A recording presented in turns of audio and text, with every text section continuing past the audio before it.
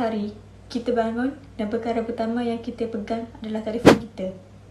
Sebelum kita menyapa sesiapa, sebelum kita berbual dengan rakan atau keluarga, kita sudah berbual dengan skrin di tangan kita. Di situ, kita menonton video pendek di TikTok, mendengar audio trending di Instagram, membaca mesej dan melihat gambar di Facebook. Semua ini bersatu dalam satu tempat. Itulah media sosial. Inilah yang dipanggil multimedia. Multimedia adalah gabungan teks, grafik, audio dan video. Ia menjadikan cara kita belajar, berhibur dan berkomunikasi lebih menarik dan interaktif. Di media sosial, kita tidak sekadar menonton atau membaca. Kita boleh komen, kongsi, hantar mesej atau membuat video sendiri. Kadang-kadang, kita terpengaruh tanpa sedar, sama ada dengan idea, trend atau maklumat yang viral.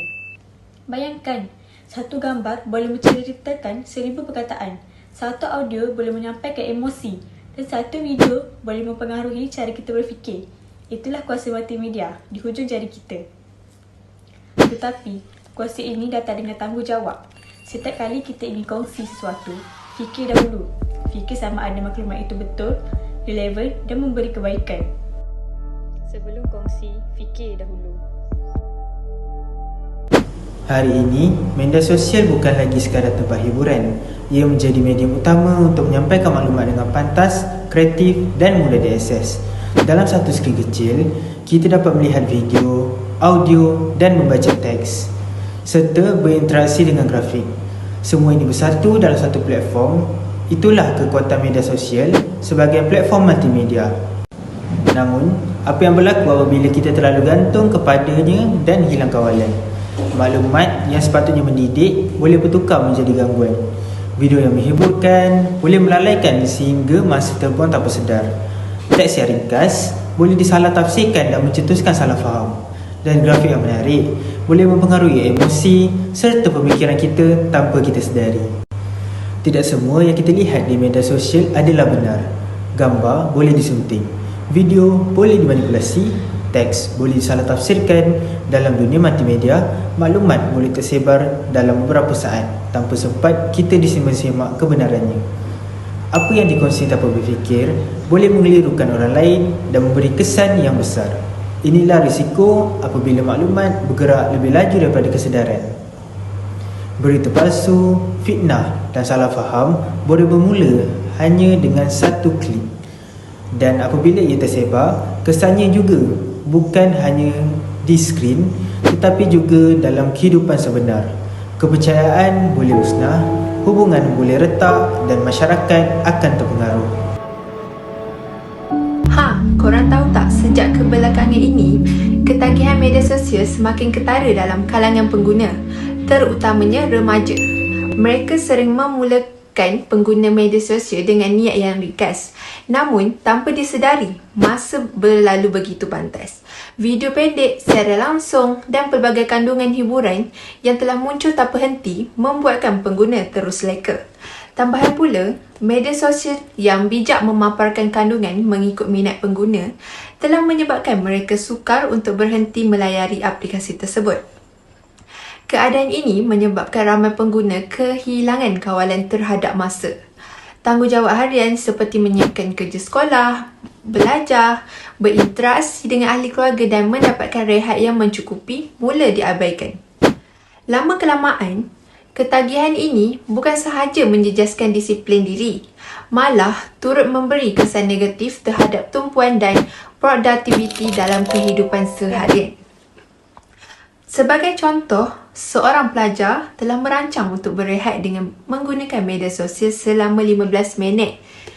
Namun, apabila dia mula menonton video pendek yang muncul satu demi satu, dia menjadi terlalu asyik. Tanpa disedari, berjam-jam telah berlalu. Akibatnya, kerja sekolah masih belum disiapkan. Waktu tidurnya terganggu dan prestasi pelajaran semakin merosot. Korang mesti tahu, dalam dunia media sosial yang semakin berkembang, salah satu cabaran terbesar yang sering berlaku ialah penyebaran maklumat palsu atau tidak sahih. Setiap hari, pengguna terdedah kepada pelbagai kandungan multimedia, video, gambar dan grafik yang disunting dengan begitu kreatif dan menarik. Paparan yang kelihatan meyakinkan ini telah membuat ramai pengguna percaya bulat-bulat tanpa mengambil masa untuk menyemak kesahihan sumber maklumat tersebut. Keadaan ini telah menjadi membimbangkan apabila maklumat palsu ini mudah tersebar dalam masa yang singkat. Dengan hanya satu klik, kandungan tersebut boleh dikongsi semula, dikomen dan disiarkan secara langsung kepada ribuan pengguna lain. Akibatnya, masyarakat menjadi keliru, timbul rasa takut yang tidak berasas. Malah ada yang membuat keputusan yang salah berdasarkan maklumat yang diterima. Sikap kurang bertanggungjawab serta tahap literasi digital yang terlalu rendah dalam kalangan pengguna turut memburukkan lagi keadaan ini.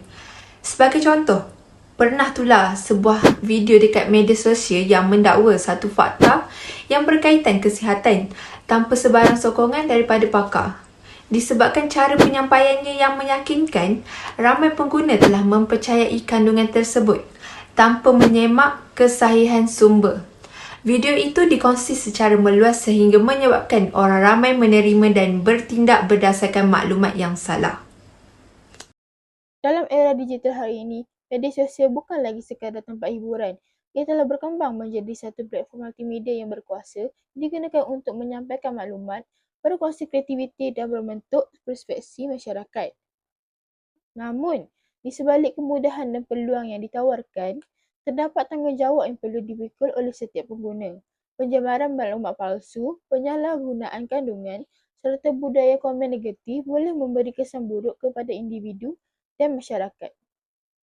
Oleh itu, sebagai pengguna media sosial, kita perlu bijak menilai kandungan, berfikir sebelum berkongsi dan menggunakan platform ini secara beretika. Media sosial seharusnya menjadi media yang mendidik, bukan alat yang memecah belahkan. Media sosial adalah cerminan kepada siapa kita sebagai masyarakat digital. Apabila digunakan dengan bijak, ia mampu menjadi platform multimedia yang berkesan untuk menyebarkan ilmu, memupuk kreativiti dan menghubungkan dunia tanpa sepadan. Pilihan terletak di tangan kita.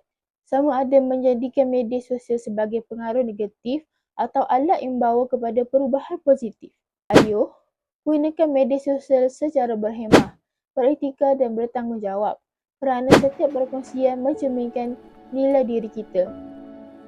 Oleh itu, gunakan dengan bijak dan berkongsi secara beretika.